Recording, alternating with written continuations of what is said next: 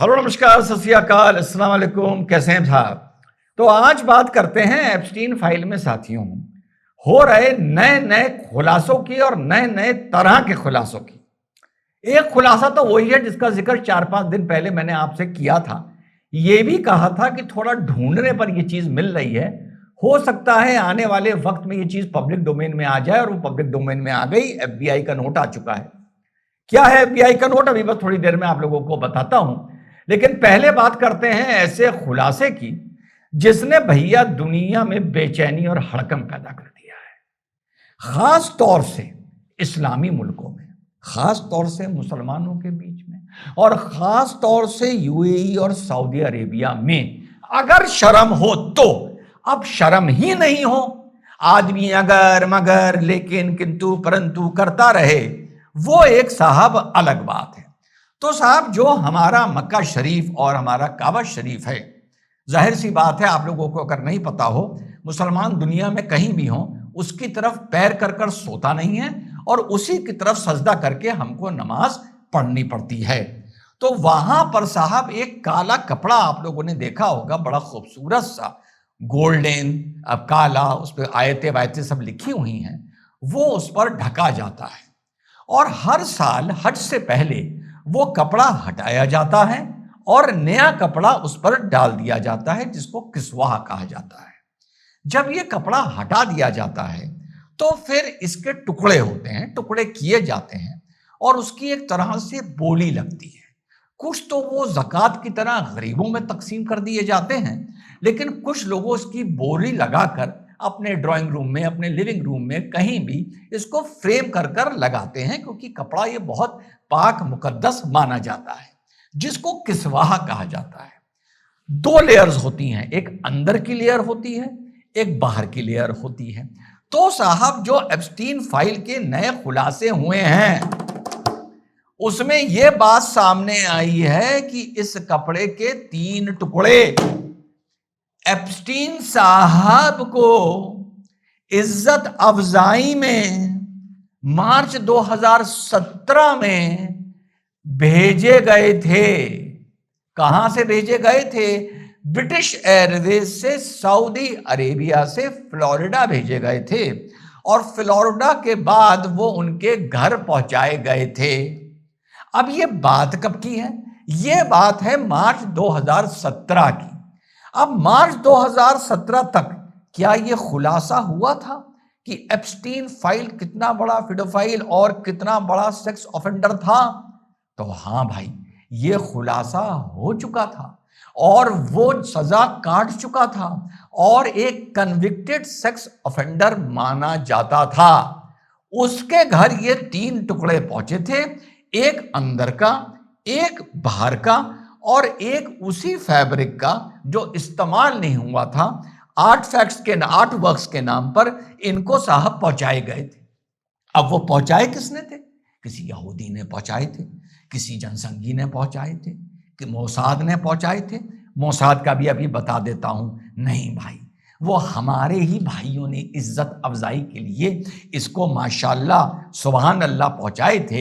एक का नाम आ रहा है अब्दुल्ला अल मारी, और एक महिला का नाम आ रहा है अजीजा अल अहमदी। और जब ये पहुंचाए गए थे कपड़े माशाल्लाह, तो उनके साथ जो ईमेल, जो एक कवरिंग लेटर जाता है, उसमें इसका पूरा विवरण भी किया गया था कि ये कितनी पाक मुकद्दस चीज हमका एक नजराना हम आपकी खिदमत में हजूर पेश कर रहे हैं। ये भी लिखा हुआ था। ये भी लिखा हुआ था कि करोड़ों करोड़ों मुसलमान इस कपड़े के चारों तरफ घूमे होंगे, करोड़ों मुसलमानों ने इस कपड़े को छुआ होगा, ये हमारे मजहब में बहुत पाक मुकद्दस चीज है। तो ये पहुंचा, और उसके बाद भी कुछ ईमेल्स हैं जो ये अजीजा अल अहमदी थी, इसके और एप्स्टीन के बीच में। जब आपको याद होगा वो हरिकेन इरमा आया था, और ये मिडिल ईस्ट के हवाले से खबर आ रही है, ये मिडिल ईस्ट आइज की खबर है। ये यहां से ऑर्गेनाइजर मैगजीन ने नहीं छाप दी है, या जेरूसलम से किसी यहूदियों की मैगजीन में नहीं छपी है। इस बात का जरा आप लोग की तवज्जो चाहूंगा। तो अजीजा अल अहमदी जिस महिला का भी नाम आ रहा है, तो उसकी ईमेल्स भी हैं कि जो हरिकेन इरमा आया था उसके बाद सब ठीक है, आइलैंड ठीक है, किसी को कोई नुकसान तो नहीं हुआ है, मैं आपके लिए दुआ कर रही हूं, वगैरह वगैरह। और एक और मेल आया है जिसमें अजीजा अल अहमदी जो है वो अपने लिए अमेरिका से कोई डीएनए की किट मंगवाती है। वो शायद कुछ बेबी को चेक करना हो कि फाइनली है किसका। तो फादर 4 5 10 12 फादर्स को लेके वो अपनी जो भी कंसीव किया हो या किसी और ने कंसीव किया हो, तो ये चीज साथियों सामने आई है। मेरे हिसाब से तो साहब इसको एक्सप्लेन नहीं किया जा सकता, क्योंकि तब तक वो सजा काट चुका था। और आगे की सुन लीजिए, और आगे की पार्ट 2 जो मैंने कहा था पहले आपको बताता हूं। तो भैया FBI के चीजें सामने आनी शुरू हो गई हैं। 3-4 दिन पहले जब मैंने आपसे जिक्र किया था, आई वॉज वेटिंग, मुझे पता था जल्दी आ जाएगी, लेकिन जब फॉरेन मीडिया के ज्यादा अंदर घुस के सर्च करो तो कुछ चीजें थोड़ी सी जल्दी मिल जाती है। साहब, इजराइल के PM हुआ करते थे मिस्टर बराक, उनके एप्स्टीन बहुत क्लोज था और उन्होंने मोसाद के साथ, यानी मोसाद ने एप्स्टीन को तैयार किया था एज स्पाई। वही वाली बात सामने आ गई जो कुछ दिन पहले छोटे समझ ने आप लोगों को बताई थी, और अब ये बात फाइल्स में बिल्कुल है और स्पष्ट है कि अमेरिकन गवर्नमेंट को, दुनिया की गवर्नमेंट्स को, और ट्रंप का नाम आ रहा है, इवन डोनाल्ड ट्रंप को, कि इसने, मोसाद ने कॉम्प्रोमाइज किया था और इनके बहुत से दस्तावेज और बहुत से सबूत मोसाद के पास हैं। ये चीज अब सामने आनी साथियों शुरू हो गई है और इसी से आप अंदाजा लगा सकते हैं कि अमेरिका और इजराइल के अंदर अंदर क्या संबंध है। कुछ याद आ रहा है? कुछ ईरान को लेके मेरी कुछ बातें याद आ रही हैं, कुछ ईरान को लेके मेरी बातें याद आ रही हैं कि अमेरिका कभी नहीं चाहेगा कि ईरान कमजोर हो।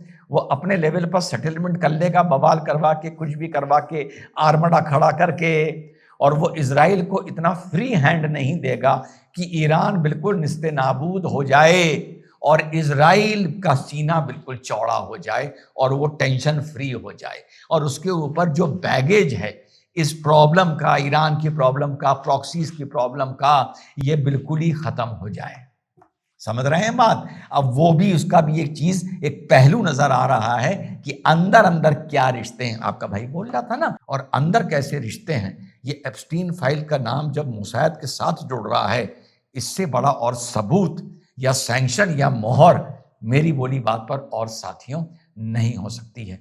और भी बहुत ही ट्रंप को लेके बहुत ही गंदे गंदे, मतलब मैं तो बड़ी कभी कभी फ्रैंकली बात कर लेता हूं, इतने गंदे खुलासे हुए हैं कि उसको मैंने बहुत ही गंदे, उसको क्या मेंशन करें, गंद साला, गंद।